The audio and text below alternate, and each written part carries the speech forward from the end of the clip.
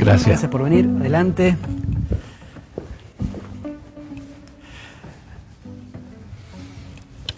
Estaba viendo tu biografía, tu currículum. Yo casi como que no sé por dónde empezar, ¿no? Digo, politólogo, Sí. Analista político. Analista ¿sí? político también. En los Estados Unidos, bueno, en distintos institutos, universidades. ¿Realmente Barack Obama es el hombre más poderoso del planeta? En un sentido sí, otro sentido no. A ver, ¿cómo es eso? Claro que en Estados Unidos tenemos un debate sobre las dos presidencias. Hay dos presidencias, el presidente en el lado de los asuntos de la política extranjera. Es muy poderoso, obviamente, el ejército de los Estados Unidos es el más grande del mundo. Pero sobre la política doméstica, el presidente tiene mucho menos poder. Que podemos comparar, por ejemplo, el presidente de los Estados Unidos con el primer ministro de Gran Bretaña. Sí, sí. O con el presidente de Argentina. O la presidenta de Argentina. Y el presidente, por ejemplo, Barack Obama, no tiene tanto poder en la política doméstica de los Estados Unidos. El Congreso todavía es clave. El año pasado quedó muy claro esto que vos estás describiendo cuando fue el shutdown, ¿no? Por el Obamacare. Se paralizó el gobierno federal. Sí, se paralizó porque el Congreso no estaba de acuerdo, sobre todo en la Cámara Baja, la Cámara de Representantes, que donde hay una mayoría de republicanos, estaban completamente opuestos al propósito propuesto del equipo de Obama. Hay un gran debate entre los dos partidos, podemos decir. Pero el gobierno federal quedó paralizado. ¿Es bueno o es malo que no tenga, o es positivo, es negativo, es preocupante, es alentador el hecho de que el presidente o el poder ejecutivo que él encarna no tenga tanto poder? Pues la dificultad hoy en día en los Estados Unidos, podemos decir, es la brecha entre las expectativas del pueblo, del presidente, y su poder actual. En ese sentido, Barack Obama prometió mucho durante sus dos campañas para la presidencia y obviamente retóricamente Obama es muy fuerte, pero sobre el plan del gobierno todavía en la política doméstica, el Senado y la Cámara de Representantes queda más poder que el presidente. Queda claro que en Estados Unidos más allá de los problemas que pueda generar la falta de poder del presidente, el federalismo funciona. Los límites entre los poderes son reales. Sí, son reales. ¿O no tanto? Sí, hablando de federalismo, obviamente es la diferencia entre el Estado Nacional y los 50 estados, y todavía hay conflicto de vez en cuando entre los dos tipos de gobierno. Y el presidente tiene límites por todos lados. Por un lado, los estados que dicen no se meta con nosotros, sí, y los otros poderes que dicen este es nuestro poder y nosotros también tomamos decisiones. Exactamente. Al nivel nacional, el presidente está confrontado por la rama legislativa y también la rama jurídica en la Corte Suprema y todo, y también está confrontado con gobernadores en los estados que están en contra de su política. Bueno, Estados Unidos como primera potencia obviamente despierta admiración y a su vez despierta cierto recelo, históricamente ha sido así.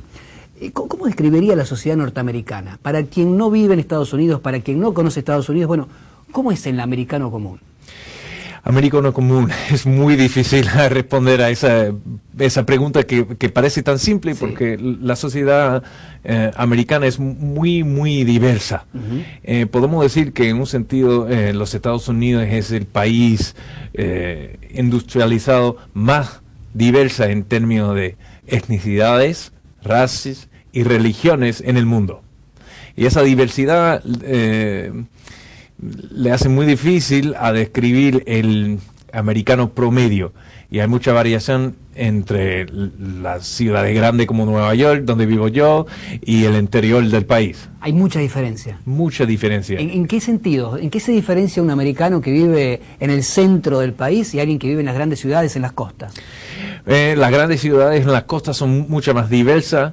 hay mucha más desigualdad en términos de sueldos, y mucha más diversidad en términos de razas o de etnicidades, y mucha más inmigración. La gente que vive en el centro es más vieja, más blanca, más conservadora, pero hay menos desigualdad en términos económicos también. ¿Es un problema o está siendo un problema o está generando un debate en la sociedad norteamericana el poder del sector más conservador? Claro, desde los años 80 hay un gran debate sobre el conservadurismo y el movimiento conservador en los Estados Unidos.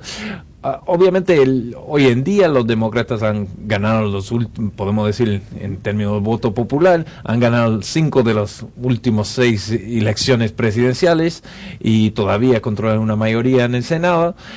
Pero todavía hay un movimiento conservador muy fuerte en los Estados Unidos y también muy particular, que no exactamente tiene una comparación o una equivalente en el resto del mundo. ¿Por qué? ¿Cuál es la diferencia entre el sector conservador norteamericano y el sector conservador europeo, latinoamericano? La comparación con Europa, que es un poco más fácil. Los partidos conservadores en Europa son mucho más favorable al poder del Estado. Ajá. Y la autoridad. El movimiento conservador en Estados Unidos es mucho más escéptico sobre el poder del Estado. Lo que quieren hacer es reducir el tamaño del Estado, sí, reducir los impuestos. Y también hay la conexión con la religión, que todavía la religión juega un papel en Estados Unidos muy importante y muy fuerte. Por ejemplo, en Inglaterra o en Francia, la religión en los movimientos conservadores o redes conservadores no juegan un muy gran papel. Hay todo un debate, ¿no?, en torno a esto dentro de los Estados Unidos, que desde afuera tal vez no se vea. Sí. O no se note. No se note, o se note menos. Sí. Y también adentro del conservadurismo en Estados Unidos hay también un gran debate entre los que se interesan más a las cosas económicas, otras sobre asuntos sociales o culturales, como el aborto y el matrimonio gay. Todo el debate es tragedia para el futuro del movimiento conservador. Para nosotros es muy difícil de comprender cómo es posible que un país con la riqueza de Estados Unidos, por ejemplo, no tenga salud gratuita para todos. Aquí uno va al hospital y a veces te atienden bien, a veces no tanto, sí, pero está al alcance de todos. Y desde afuera es difícil comprender que en Estados Unidos se haya generado semejante debate por una cuestión que parece que por lo menos en nuestros países está saldada. Sí, sobre el seguro médico es un debate muy grande en Estados Unidos, pero el sistema de los Estados Unidos es muy distinto porque tenemos una mezcla de seguro médico, viene del sector privado y también del sector público. Pues toda la gente de más de 65 años tienen un plan de seguro médico del Estado que se llama Medicare, y la persona con menos recursos también tienen cobertura. ¿Tienen cobertura? Sí. ¿No es verdad que se quedan afuera del hospital y no los atienden? No, en realidad es la clase media baja y también los jóvenes que estaban antes de la ley de Obamacare, que estaban afuera del sistema.